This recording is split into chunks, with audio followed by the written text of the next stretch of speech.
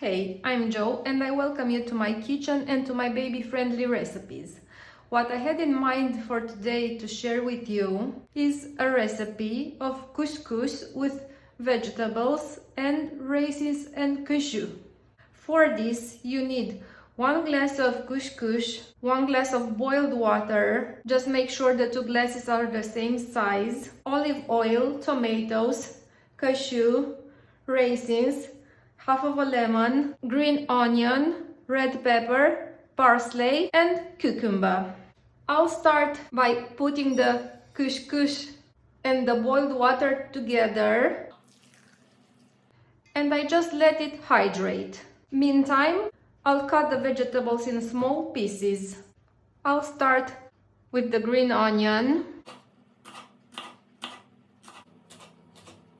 I'll put all the vegetables here until the couscous is hydrated. Now I'll continue with the red pepper,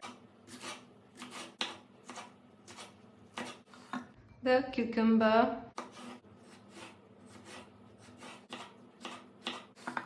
the parsley. This is a key ingredient for the whole recipe, so use as much as you can. The tomatoes,